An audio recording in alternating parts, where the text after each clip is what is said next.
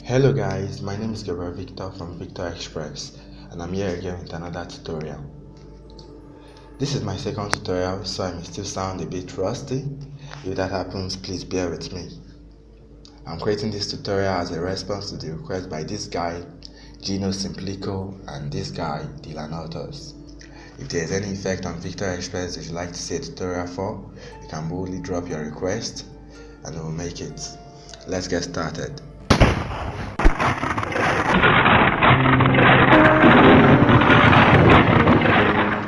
So first thing we want to do is record our footage.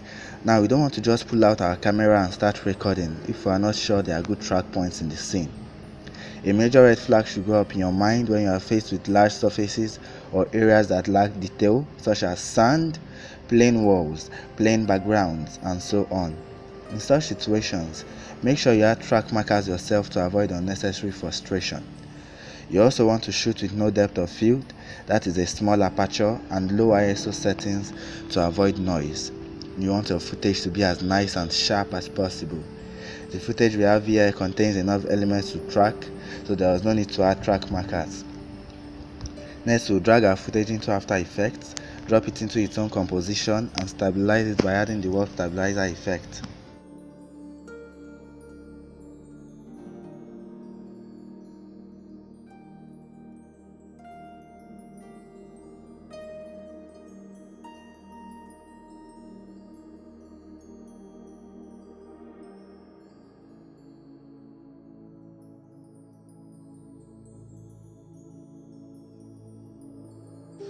When using the warp stabilizer, you never really need to go too high to get good results.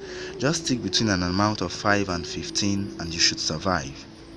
And also a quick tip, if you plan on stabilizing a shot in post, make sure you shoot with a shutter speed of 1/100 or above, else you might end up with this jelly-like thing in your shot. Believe me guys, believe me, simple things like this can make you lose your mind. Jesus is Lord.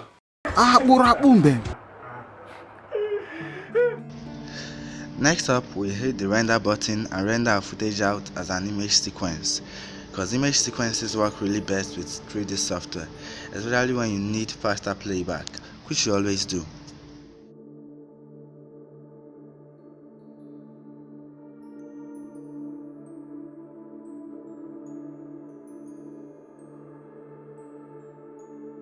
Next, we open up Cinema 4D and friends. It's important to always open up Cinema 4D romantically, with love, cause you know, these guys over at Maxon allow us to just jump into the software and make love to our wild imaginations and bring out all that untamed craziness within to life, to reality. I think any software that allows us to do that deserves an accolade. Let's give them a round of applause. Okay, so once Cinema 4D opens up, we'll click on the Motion Tracker tab and bring up the Motion Tracker. Then we'll navigate to the folder where we saved our sequence. Click on the first image and hit OK. This will load the footage into the Motion Tracker. Next, we'll increase the resampling to 75%, so we have better detail in our shots and consequently better track points.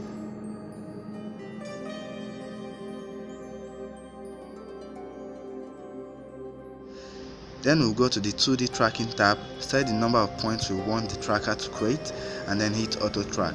I'm going to leave mine at the default 300.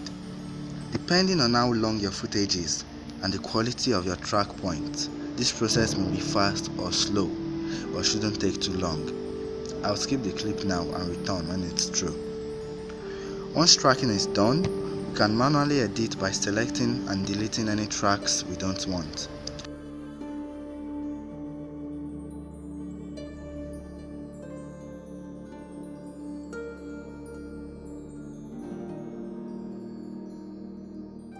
I'm going to delete the track points on the leaves here because they have failed to earn my trust.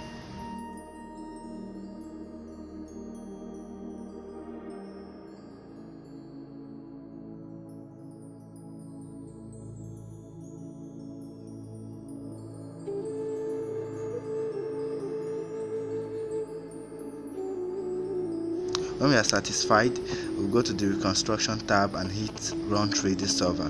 So a camera and the scene is generated from all the tracking data. Again, this process might take a short while.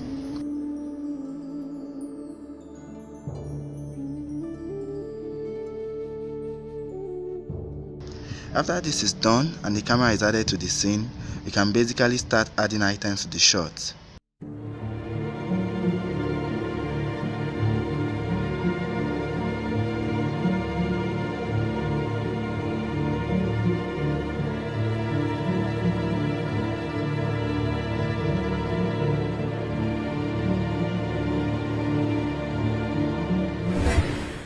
But we won't do that yet.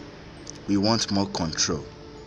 Right click, scroll down to the motion tracker tag, and first we'll add a planar constraint.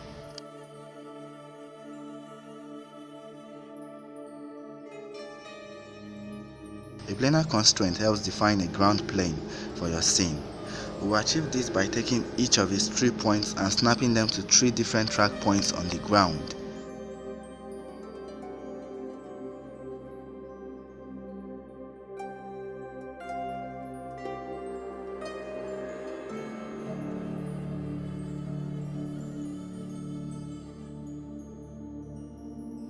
Next, we'll add a position constraint.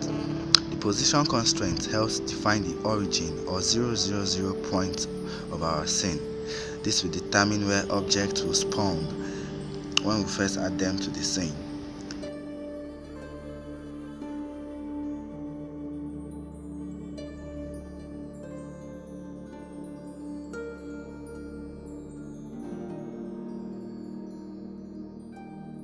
Finally, we will add the vector constraint.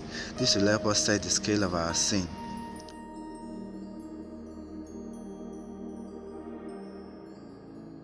We'll fix its points on the y-axis and then we'll go into its attribute tab, and on the length we'll click on no.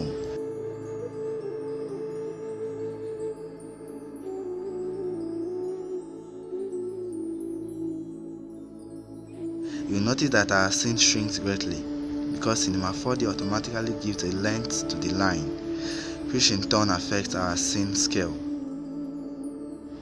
Now if you check back here in After Effects, you'll see I shot a separate clip for scale reference. So from observing the clip, we know how tall an average adult is compared to the wall. With this information, we'll play around with the length number until our figure primitive is at the right scale. Now we are ready to start adding elements to the scene, and we'll do that in part 2 of the tutorial, as well as create our cracking wall simulation and render settings. If you enjoyed this tutorial, please don't forget to encourage us by hitting the like button and subscribing to our channel.